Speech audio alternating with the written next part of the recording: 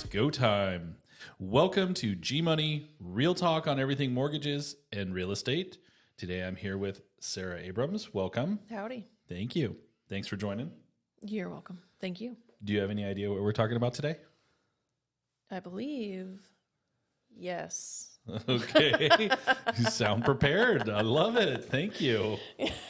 What are we chatting about? The QM loan, the qualified mortgage loan. Non-QM.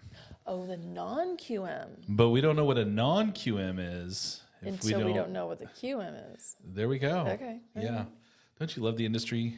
Do you know all the acronyms? Can you keep up with all the acronyms?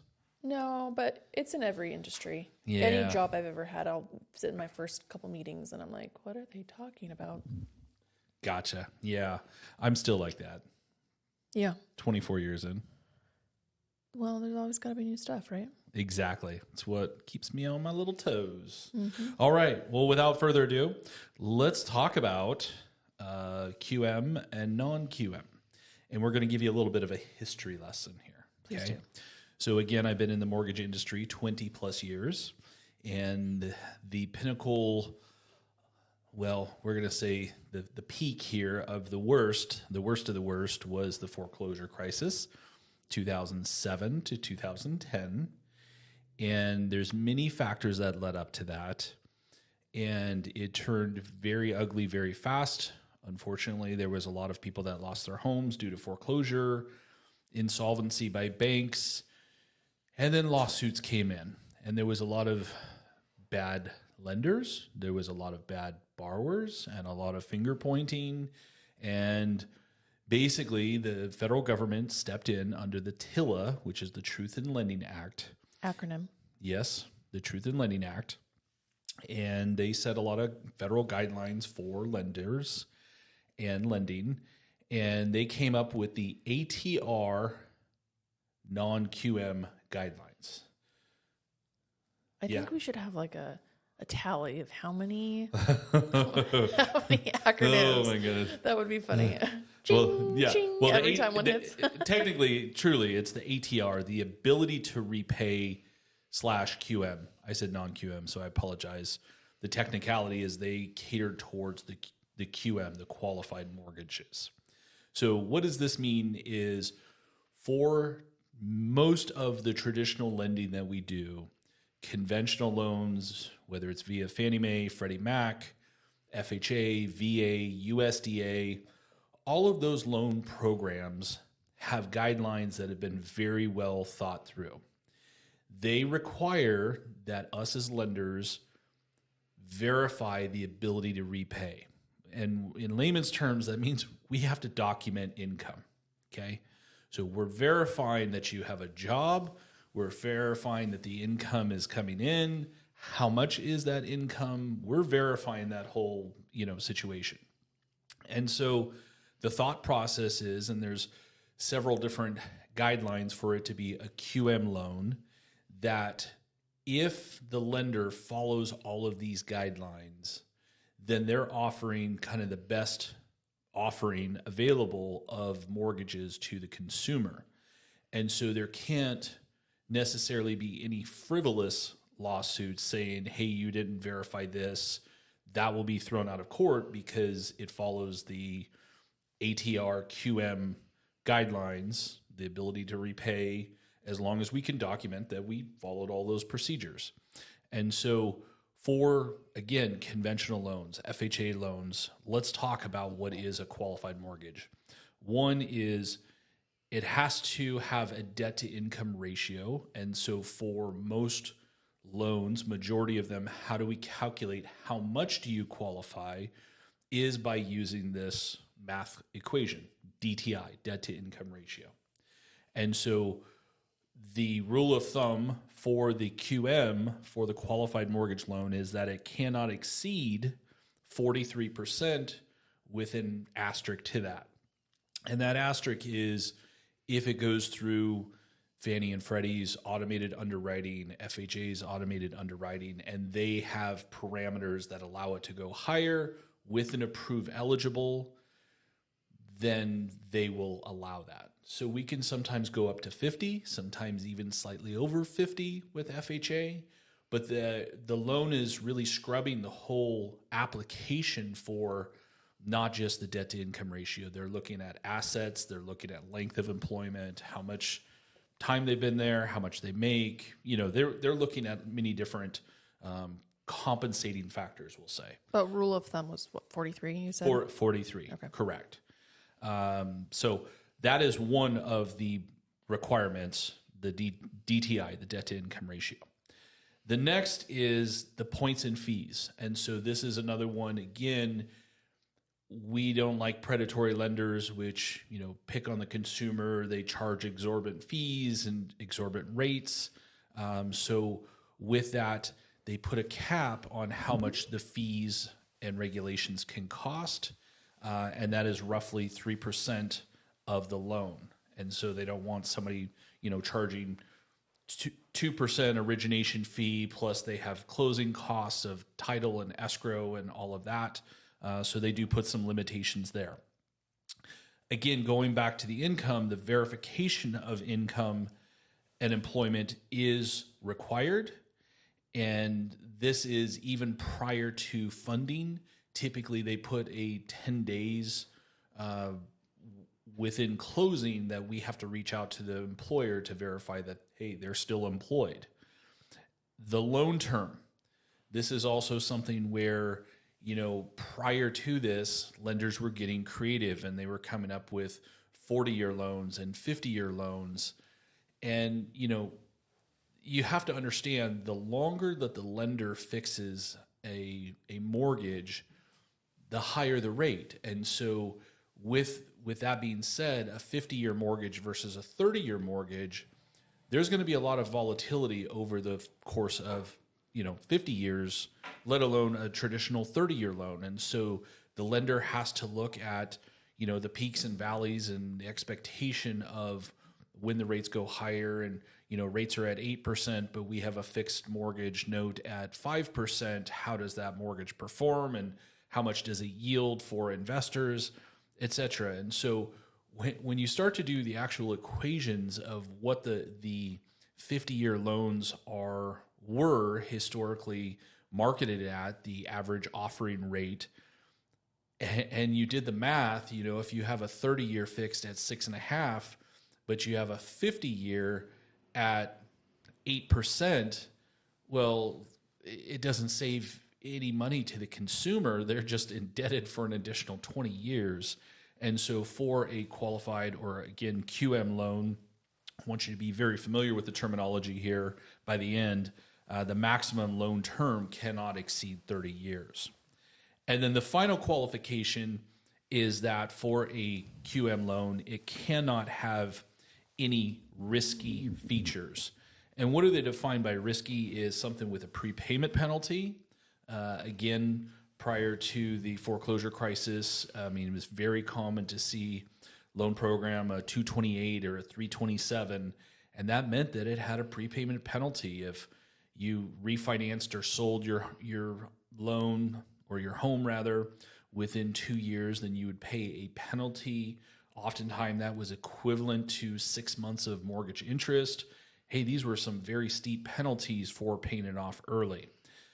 There were also some very bad loans called negative amortization, whereas you had a payment option that you could pay less than the mortgage interest on the house per month. So your mortgage balance actually increased. And I don't think a lot of people that made those payments really understood that fully. And then there's balloon payments. So a balloon payment means you have a very large payment that's due, more than just the average payment. A 30 due in 15, that's a second mortgage, I guess, common term. And what does that mean is it's amortized.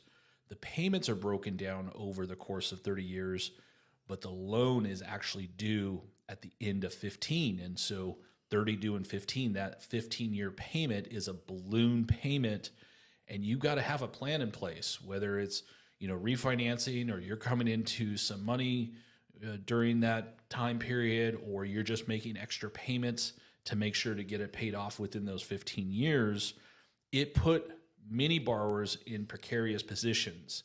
And so, again, looking long term, how do we resolve this to create better loans for the borrowers, be ourselves a better industry, setting ourselves up? We created these guidelines, or TILA did. And then the last one that, commonly, and this is still available in the marketplace, is interest-only loans. That does not follow the QM parameters. So, hey, if you want to make a payment, it has to be principal and interest on your mortgage. Now, your mortgage doesn't have to be fixed. ARMs or adjustable rate mortgages are still available. But again, there's some additional parameters on that of, the mins and maxes of how much can it adjust. Typically, they're fixed for a set time period. Let's just suggest 5 years. Once it does become adjustable, how much can it adjust per adjustment period? There's maximums put in place, so your mortgage payment doesn't go from $3,000 to $10,000. Again, there's some guidelines and parameters put into place to protect the consumer. And now, just being honest, in the current marketplace, the current environment, for the last several years, the short-term rates have been inverse, meaning higher than the long-term rates. So the ARMs, the typical savings that would allure somebody into that type of product has been diminished. And so we haven't done ARMs, truly in several years, just because they're not the best fit for the current environment of mortgages. So I've been a little windy, but again, very detailed on what makes for a QM loan or qualified mortgage. With that being said, historically, prior to these rules, and this goes back to, I'm going to suggest probably around the 2010 era, this would have been considered kind of the A-paper loans. So if we do a conventional 30-year fixed or an FHA 30-year fixed, these are the A-paper. So it's, meets the best loan programs available. You're going to be offered the best interest rates available. Okay. Now, we have a society that has many different types of jobs and needs, and the marketplace has found that there are certain times, and I'm going to say specifically with self-employment, where there is a little bit of a disconnect of tax returns or what you're able to document versus your, perceived ability to repay. And so the non-QM world has kind of opened up, and that means that mortgage lenders do offer many programs, which I'm going to go over in detail, because hey, they may fit your needs or somebody else's needs. And so the market has been really evolving and growing significantly in the last 5 years. And so it's not to say that these are bad loans, they're just different loans. And kind of the rule of thought, again, everything, I've mentioned this several times, everything in mortgages that involves risk, the higher the risk equals the higher the rate. The less that we're documenting equals higher risk. And so therefore, yes, these non-QM programs will have higher interest rates, but that doesn't mean that they're 10% or 12%. Obviously, they vary by the type of program, the overall risk, that including your credit score, the down payment. There's a lot that goes into what the factors are that determines the rate. So why then would someone choose or need to go a non-QM route versus the qualified mortgage route? Yeah. And we're going to kind of get into that. And I think each one of these loan programs that I'm going to go through, they vary, but most of these, and I'm going to suggest most of these, are catered towards self-employment. Self-employment is tough. And, as I sit down with many and most of my self-employed borrowers, I always, like to explain of, you have your set of tax returns, and your tax returns, really there's four parties that sit at the table. You have the borrower on one side, and opposing them is the IRS, right? And so the IRS wants you to pay as much income taxes as possible. The borrower wants to pay traditionally as little of income taxes as possible. And then really historically, you've just kind of followed along with the CPA, which is, there to play referee with the IRS of what are the guidelines, what can they write off, especially the more you make, higher income, you are enticed to go purchase a vehicle before the end of the year because you can write off depreciation or take advantage of certain write-offs that the government may have going for incentives. So it will diminish your bottom line. At the same time, it's diminishing your taxable income. And then I'm the fourth person at the table, and commonly the last person where it's, I don't want to say too late, but it's not always thought of ahead of time or while you're preparing your taxes that you even consult with a lender, get me involved to say, okay, you do great in sales, but you have, pretty high threshold of write-offs and cost of goods sold. And, oftentimes, again, it's too late for me to have my take or feedback to help them. And so these are those loan alternatives that doesn't say, hey, no, it's suggesting, hey, we have another way to document your income and get you into the home. Yeah. Okay. So for me, that's a huge win. I mean, it's a win for the borrower, and then once they're established in, the non-QM loan, typically that we get them set up with, right now I have a few of those cases where we set our calendars, and as the rates improve and it makes sense, then we can refinance them into more of a traditional QM conventional type loan. Mm-hmm. Yeah. So what are some of these crazy programs? And I don't want to say crazy. I'm just, just vocabulary wise here, just suggesting everything's crazy. Well, how do we do this?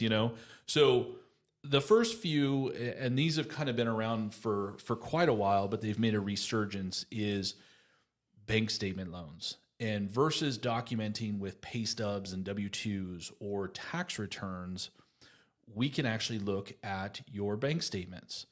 And this is a way where a minimum of 12 consecutive months, we can do 12 months or 24 months.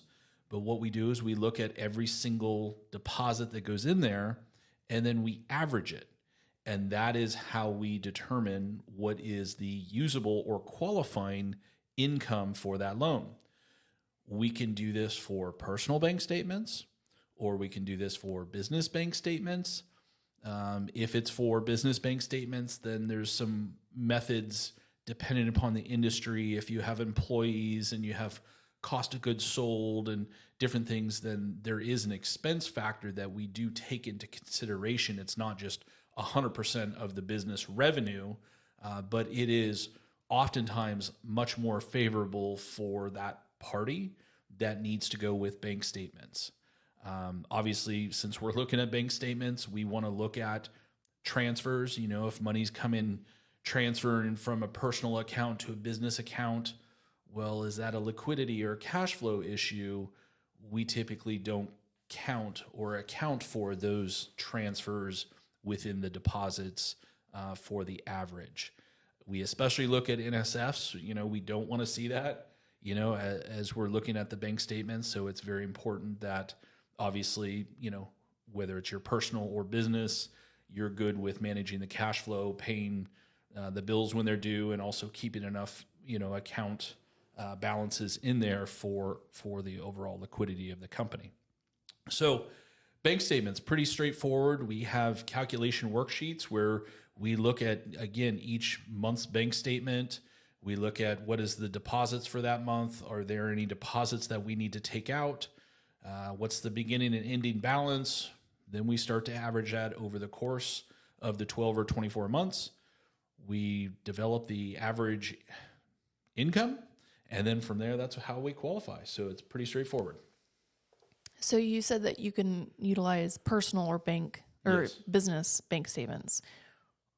This is for a personal residence. So how and why would a bank statement for a business come into play Is that for the self-employeds? Yes, And then if correct. you're using their business bank statements, are you not also using their personal ones? Or using them collectively together? Or Yeah, we don't want to mismatch. It needs to be one or the other. It needs to be consistent. And here's the other thing, folks, is there's many self-employed. I think a majority of my borrowers that I work with are self-employed. And it's not that it's just like credit. I don't think anybody ever sits somebody down and says, hey, you're going to become self-employed and this is the disciplines that you need to have. In theory, you go to college and you take accounting courses. I'm going to share many businesses of what I see. There's commingled funds. Sometimes they use their personal bank statements. Sometimes they use their business bank statements for everything. I mean, I'm going to say there's a lot of bad habits out there, but at the same time, it's acceptable, so we're just having a program or guidelines that are catering towards that. So, yeah. Okay. Cool. Thanks. Okay. Bank statements. Next would be 1099 only. Now, 1099 is for all purposes self-employed. You're an independent contractor. You've worked for a company and they haven't hired you on as an employee. You're an independent contractor. And so they provide you a 1099 that says, hey, here's what your gross wages were. And those are gross wages. They don't account for, health benefits. They don't account for taxes being taken out. If you made $240,000, then, that's $240,000. It's not a gross pay and a net pay. Well, then again, the party would take that 1099 and then for their personal income taxes, I'd say the most common form that they would typically file would be a Schedule C for a sole proprietorship. This is again where you see the practice that, hey, they take the $240,000 of gross income of line one and they show all of their business expenses and try to diminish that as low as possible. And so again, with the 1099 only program, we're able to use either 12 or 24 months of the 1099 and we're able to average that. There is an expense factor depending upon your industry and if there's cost of goods sold, things like that. But again, for the most part, this does provide additional qualifying income, which would allow the borrower to get a loan, whereas they typically otherwise would not. So that's 1099. Then we get into profit and loss. So this is, what is a Schedule C? Essentially, it's a profit and loss on your tax return for self-employed. Rather than what you file, that Schedule C, along with the 1040 and personal tax return to the IRS, these loan programs will allow someone that works with a CPA to have a CPA prepared profit and loss. Now, the other thing, which this may be a wonderful program, is depending upon your industry, depending upon the time of year. Not every business runs the fiscal year of January through December. As a business, you can choose how your fiscal year is, but at the same time, let's just say you had, in March of 2025, some really good postings of sales and it significantly bumped your income. But yet March is several months away from December, whereas you're able to file your tax returns. For self-employment, again, typically the general rule of thumb for most of the QM programs, you have to have tax returns. So this is, hey, you found that dream home, you've got that bump in income. What's an alternative method to document it that we can purchase that home now? And this is where using the profit and loss program, it's the most recent 12 months. So it doesn't even have to follow your fiscal year or the calendar year. It's the most recent 12 months. So we can capture that income of March 2025 and get a loan in April of 2025. Okay. Yep. You following me? Yep. Okay. Now with the profit and loss, there is, I don't want to say scrutiny, but again, we have to look at who prepared it. They need to be a licensed CPA or enrolled agent. They have to sign it. We're going to verify their license, that they're still licensed and everything's in good standing. Their signature is attesting of what they're putting there is true and correct. And then again, there's going to be some expense ratio factor, more than likely dependent upon the industry. But we have done several of these, and they've worked out very well, and they've provided, again, I can't reinforce this enough, these are those extra loans, the extra borrowers that are able to get into homes, whereas in the traditional lending platform, a lot of those guidelines, I don't want to say they're archaic, but they're just very rigid and very old school in thought, whereas this is a little bit more progressive and allows you to kind of transition into a home and then later transition into a conventional loan. Okay, I'm going to get into, and this is probably going to take us a little bit here because this is probably the newest wave of really, really popular loans. And the idea and the concept is not new. It's just captured or taken from the commercial industry, the commercial mortgage industry. And we call these debt service ratio loans, DSCR loans. And this is, again, I work in the residential lending for the most part, and commercial lending is quite different. And so residential, we consider the borrower as well as the investment property.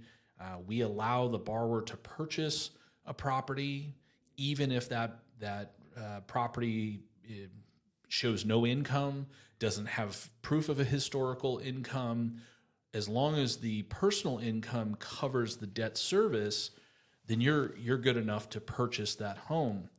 And so the mentality with commercial loans is, hey, the minimum down payment is 30%, but that doesn't mean that you can qualify for it. It's all up to the rent rolls or what is documented rental income on that commercial property.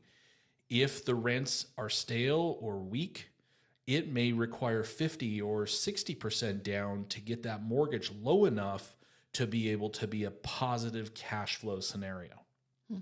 Okay. So the debt service, and the idea here is if the mortgage with taxes and insurance, the liability on it is $1,000, the debt service wants to see that it brings in $1,250 of rental income. That is 125%, or in the industry, 1.25 debt service ratio. Follow me? Okay. So these are huge. These are essentially what they say business loans. They're for professional investors. These are not for primary residents. But let's say we go to do a debt service ratio loan, DSCR. We only focus on the subject property. And that right there is huge. We have many, many well-qualified borrowers. And I can tell you many that I've worked with that have had 20 plus corporations, 20 plus properties, not all of those financed clearly because there's also limitations with that, but the amount of paperwork and time that goes into processing all of that is significant. And so this is documenting income of the property in a very streamlined manner. So it's only focusing, again, on the subject property. If it's a purchase, we look at the rent rolls. If the home has not been a rental prior to, we can use a 1007, which is a comparable rent schedule. So the appraiser not only appraises the value of the home, but they look at current market rents. And based upon that property, what would be given rents in today's market. And that's how they can determine that. So it's more of a make sense loan for investors purchasing or refinancing investment properties. It really streamlines it. The rates on these are not horrible. They're great loans. And the other caveat that they have is they have various debt service ratios. So obviously the higher the ratio, the more profitable it is. The The more profitable it is, the better the property is, right? So, they have the best rate is 1.25 or greater debt service ratio. Then they have another opportunity where it's 1.0 to 1.25. There's a little bump in the rate. Then they have another one where it's 0.75 to 1.0, and that has an additional bump in the rate. And then they even have a product called a no ratio, where they just want to look at what are the proposed rents and, all of that. That definitely has a significant bump in the rate. The less and less we document, the less and less it cash flows, it does pose higher risk, correlating the rates as I've suggested. Take all that in? It was a lot. Yes, it was. So you're saying on this particular program, they're only looking at the subject property. Whereas in other loan programs, if you have multiple properties, what are they looking at? You're having to qualify with all the other properties Yes. in the same kitty, right? Yes. Yeah. So traditionally, great question. If we're going to say a QM loan and it's a conventional loan and you're buying an investment property and the borrower owns 3 properties currently, and I'm going to give you some examples of how we look at that. One being the primary residence. The primary residence, we don't rent that out. That's your home that you reside in. We're going to hit that payment against your qualifying income. So if you bring in, just going to throw out a number here, guys, easy math, $10,000 a month, and your primary residence has a $2,000 mortgage, property taxes are $400, homeowner's insurance $100, you have $2,500 there. That goes into your debt to income ratio. So a $2,500 primary residence divided by $10,000 qualifying income, that's 25% DTI. Okay. Now we have another property that you've owned a couple years. Because you've owned it at least beyond a calendar year that it would go into your tax returns, it is expected to be on your Schedule E. So this is for rental income properties. It's a profit and loss that shows for rental income. You list the property address, what were your rents, what were your expenses, and let's just say you brought in $120,000 of annual rents. That's $10,000 a month. Your expenses were half of that. You could walk away with, $60,000 of net profit. We would either add that income to your qualifying income, or if it was negative, subtract it. So that we have to account for that property. If you've owned that property and it's not on your taxes and you've owned it for 2 years, then we don't get to typically give you any income because it should have been on your tax return. So we're going to hit you with the full tax liability. What's the mortgage? What's the insurance? What's the HOA? What's the property taxes? Now, if in the rare cases that you can document, hey, it was in a fire and it got remodeled after that, so it was out of service during that time period, we can consider the new income based upon a lease, an executed lease, as long as you can bear the burden of proof that it was out of service and the dates of why it was out of service. Okay. All right. So, and then the other is, let's say you've acquired another rental property prior to the tax cycle, then it's not on your taxes yet. And then we can use the lease agreement times 75%. The 25% deduction is for occupancy, maintenance, etc. Yeah. So there are very, very specific guidelines. The guidelines are, I'm going to say, kind of increasing and being refined. One of the, I'm going to say, loopholes that was there for many years is, showing a lease that could be higher than market rents. And so there's more and more guidelines in place of when you can use rental income, how much of it can you use. I'm just going to highlight some of those details. Do you have rental experience? And if you do, then you can use rental income, and that can be positive or negative. If you don't have rental experience, the most that you can use is break even for that profit, for that property. You can't use any positive income, just break even to offset the liability of it. So that can be a big deal, especially in qualifying. And then the other one is, if it's a departing residence, you're moving from your primary residence into a new home, then again, it's not just a blank number of what's filled in on the lease that you're going to lease it for. They'll do a 1007 comparable rent schedule to make sure that the lease amount is in line with current market value of that home. So there's definitely many checks and balances in place to, offset that. Again, with more and more guidelines, it gets more and more challenging for qualification. And this is, again, why the growing market for these DSCR loans is growing. They're convenient. I mean, they really work and can be worthwhile for many investors. Now, coinciding with DSCR loans is short-term rental income. And this is where traditional lending, whether it's FHA, Fannie Mae, Freddie Mac, they really haven't caught up with the marketplace. Short-term rentals, Airbnb, they are popular. Many people own them. And not only that, they bring in higher rents, right?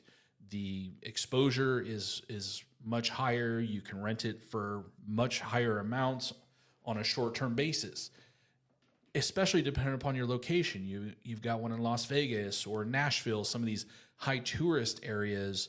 These short-term rental properties can make really, really good income. Now, coinciding with the really good income, they also carry much higher expenses, right? If you've only rented it for 3 days, you have to have it cleaned. Now comes in the cleaners, and it doesn't matter who's paying for it.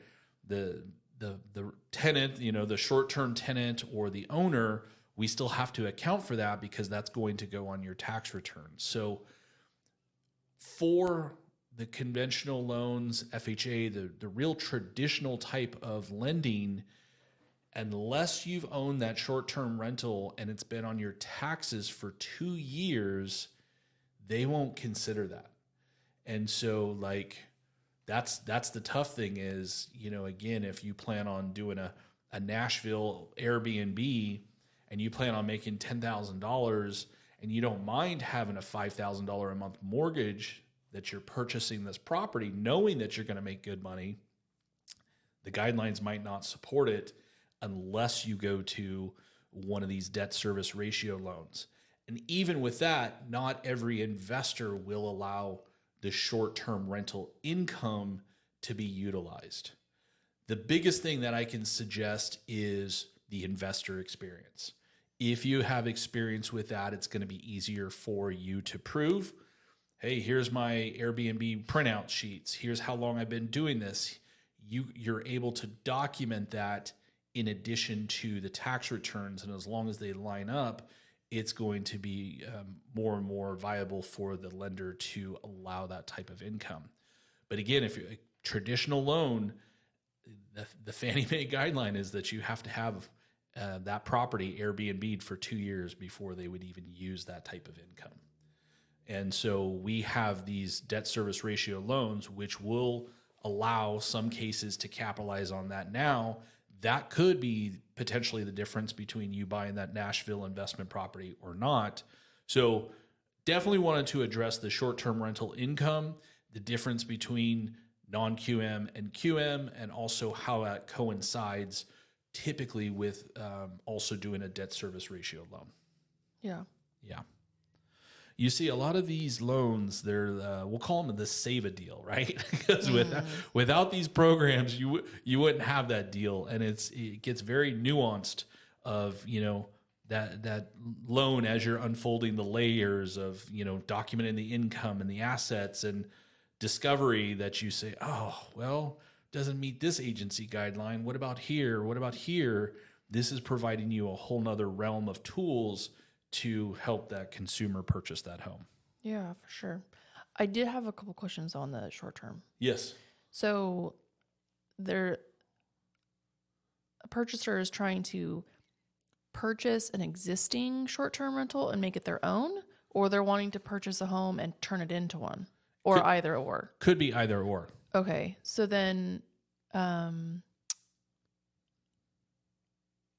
let's say it's not a current Airbnb or VRBO or whatever. Do you as a lender have to see, like, there's some communities that have caps and ratios and how many homes in certain neighborhoods or communities that can be a short-term rental. So how do you as a lender, do you have to verify that information? Because what if, the borrower comes and says, I'm going to turn this into a thing, and then they go and buy the home and it never turns into a short-term rental because they can't? That's more so on the borrower. Okay. Not to say that the lender couldn't intervene in that situation. I'm just trying to think of when and where they would have the discovery to know what and what's coming to mind. You and I own in Pine Mountain Lake. Mm-hmm. They have an HOA. They have new rules within the HOA that they only allow so many short-term rentals. With that, where would we discover that? That's within the rules and regulations. And unless the property, and our property is a PUD, which is a planned unit development, we don't get into the rules and regulations. We typically don't even look at the CC&Rs. So not something that's really vetted. Okay. That's up to the borrower.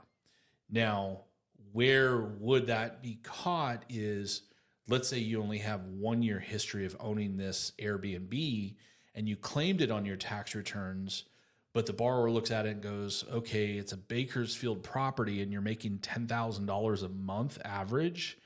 That seems sus, as our kids would say, right?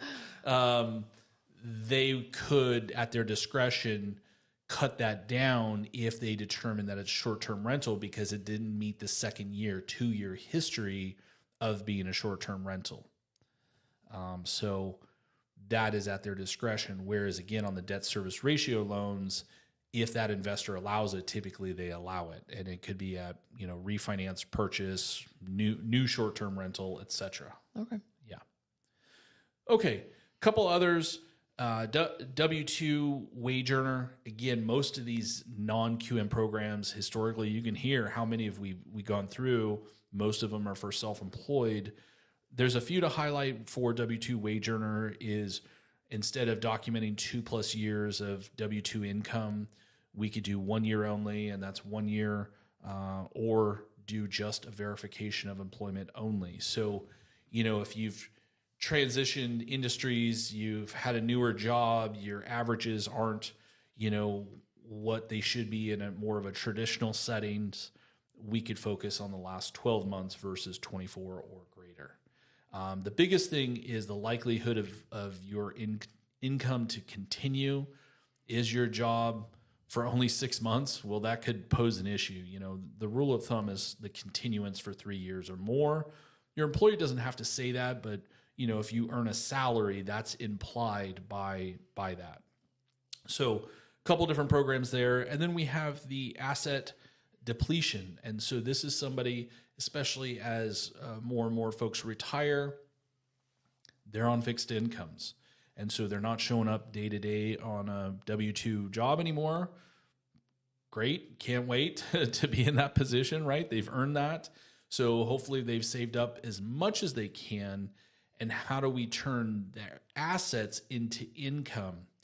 Well, conventional loans do allow this, but there's a huge disconnect in how much they qualify.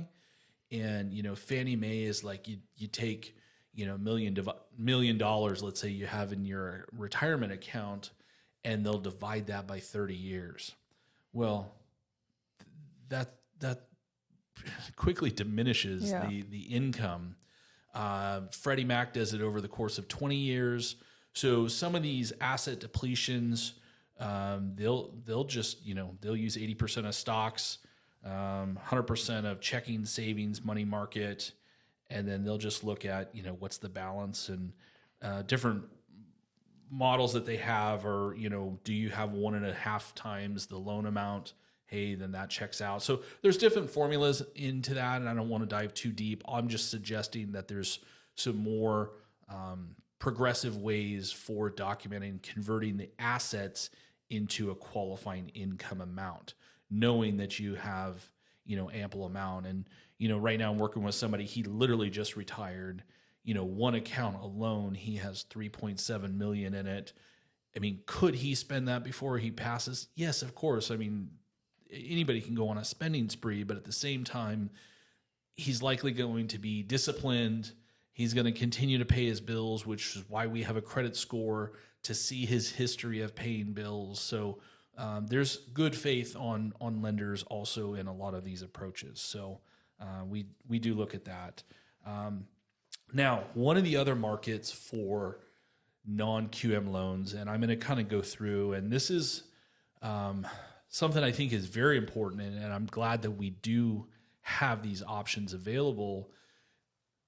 And I'm just going to drop a word that's, I don't want to say kind of turned a little sour recently, but condos have been more and more of a challenge as of late. And I have some examples that I'm going to go through of that. When you're buying a condo, and not everybody thinks through a condo purchase, they're just looking at it as for the purchase price. It meets my needs. I don't have to mow my yard. I'm never home, whatever. It's very simple. They just, are looking at it from a very simple point of view. And they often don't understand the scrutiny that us as lenders have to put through on the actual HOA and the condo association itself. Now, a couple different things is, where is the condos in the hot seat right now is on the insurance.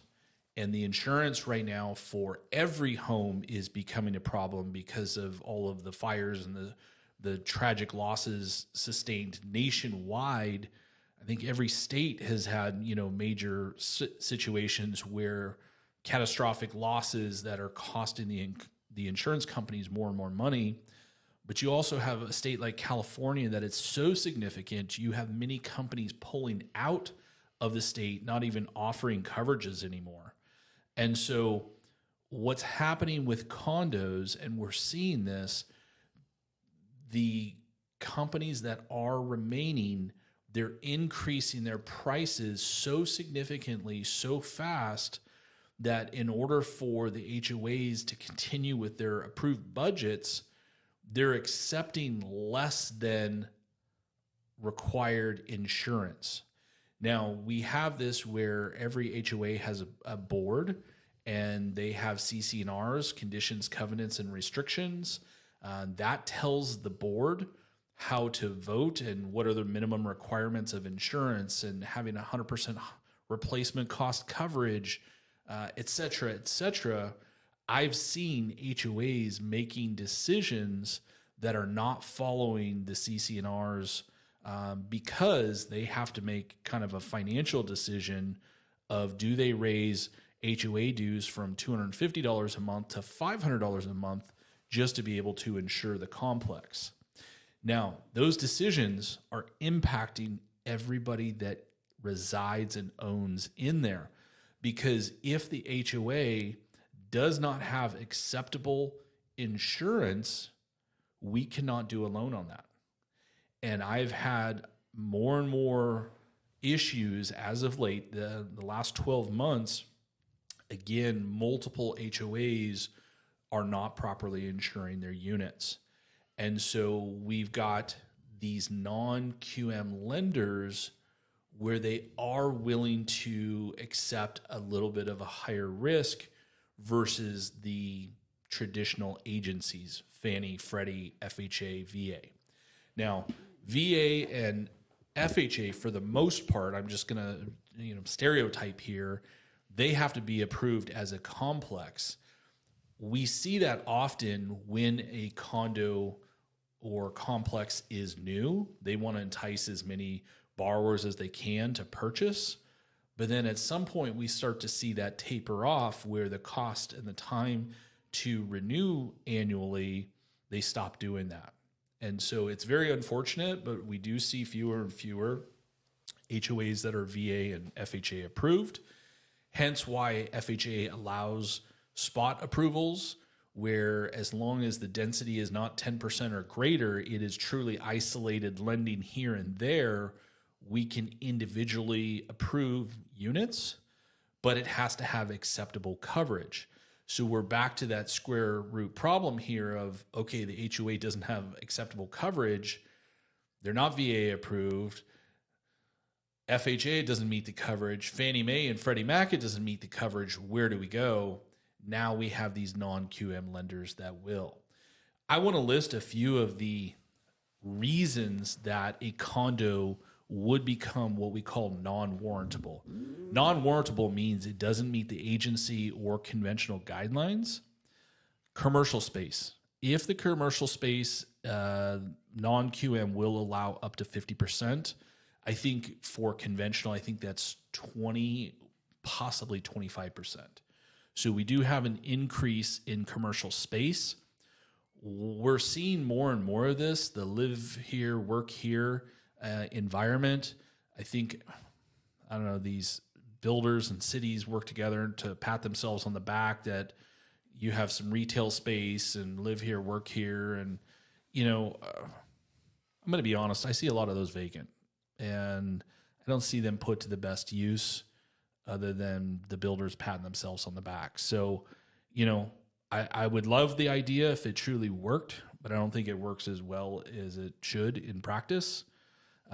Completion, you know, typically you have to have, they build condos and, you know, everything in phases. The phase has to be complete for them to start selling that. Again, with these non-warrantable, they'll allow at least 50%, sometimes as high as 80%. So completion status is one that non-warrantable versus warrantable. Condotels. Now, everybody's scratching their head saying, what is the word that you just said? Condotels. Condo and a hotel. Yes, it exists. Yes, I just lent on one. They do exist. And that is, you have somebody, it's an investment property condo that is rented out by a front desk. So they're a lot of times seasonal, and you have a front desk that operates it. The borrower themselves, a lot of times they have blackout dates that they cannot reside in it. It needs to be maintained as a hotel for most of the occupancy year. So they're very challenging. Very few people do them, and it was a lot of work to get one done. I remember. Yep. The amount of stress that I had over that condotel, I'll never forget it. Okay. Delinquent HOA, you know, again, they look, when we're vetting an HOA, we want to see how many homeowners are delinquent, right? Because that can impact your cash flow. If you're expecting everybody to pay HOA dues and yet you have high delinquency rate, are you have enough cash to pay the bills that are required, to pay the gardener each month and to pay the water? So anyways, the non-QM, we can go up to no more than 20% of the total units, maybe 60 days or more past due. So that is an increase from the QM guidelines. Investor concentration. This is another one. And so what do we mean by that is, for the QM guidelines, if you're buying this as an investment property, the agencies cap it at 50% investors. And they want it, let me correct that. 49% investors. They want at least 51% to be owner occupied. Any guesses, Sarah? Why? My guess would be similar to, like, as a lender with just an investment property, like a single family residence. If it's your investment property, you're less likely to invest funds in it when you have when you're in a depletion of a month, a lower Correct. month. So if it's the same Correct. thing, if you have 50 units and over half of them are investor, the property is going to be run down. It's not going to be maintained. All Deferred of those things. maintenance. Yep. Deferred maintenance. It's one of those that when you have primary residence, people take more pride in it. So how clean it is, the pressure that you put on your neighbor that's a tenant. Hey, clean up after yourself. Hey, don't make so much noise. There's a lot more pride that goes into a primary residence. And so if it exceeds 49%, then you couldn't even buy that unit as an investor without going to a non-QM type loan. So HOA control, typically the HOAs are some type of nonprofit that they set up. They're just there to manage the HOA. They want the control turned over to the board. And so can it be turned over HOA control, under HOA control? There's a few times where they'll allow exceptions for that with the non-QM. Litigation. This is another one is, okay, you've got 200 units, 200 people living real close together. How often do you think people want to sue each other? Probably all the time, right? Yeah, I would imagine so. So, of a neighborly disagreement can easily turn into litigation, and that can be problematic, right? What are they suing for? That could hold up a sale or a refinance depending upon what the litigation is for. So, not to say we can't lend on it for traditional conventional guidelines. We have to know what the lawsuits are about, get a copy of the lawsuit, and show that it's nothing of deferred maintenance caliber. The same thing goes for non-warrantable. They will, if there is some deferred maintenance, or is it the HOA itself being sued and for how much? As long as they have ample reserves, typically, then we're okay. And then the insurance. This is the one that I was chatting about earlier, was the master insurance with condos. We've seen the diminishing, coverages to kind of bring the premiums down. They will allow the deductible to go up to 10% of the premium, whereas with the agencies, the maximum is 5%.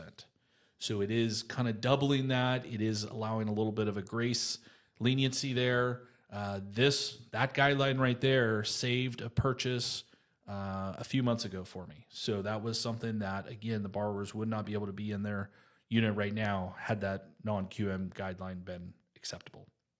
And then the other one, this kind of coincides with investor concentration, is single entity ownership. They don't like it when it's just one single entity that buys up a whole bunch of units.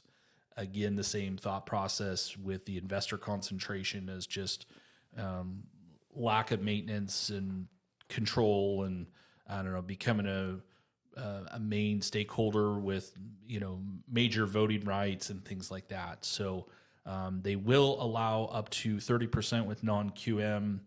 I think it's like 10 or 15% with conventional, so definitely lower. Other notable things is they will allow condo conversions. That's where, hey, it used to be a full-time hotel. They converted it into condos. Some of the conversions are funky and they don't like them. Non-QM is okay with that. Also, the insurance ratings, they'll allow a B rating or better, whereas the conventional, they want A rated or better. So they will allow difference in company ratings. So we've chatted. I hope I haven't chatted your ear off too techie of the guidelines, but the big idea here is, hey, there's a whole nother world that's growing out there for the need that is in the marketplace. And if you're working with another lender or even myself and you hear some of these, always ask, hey, is there an alternative? Is there another option? Is there another option? I can't tell you it's 100% of the time, but there's definitely a lot of workarounds with some of these opportunities with the non-QM realm.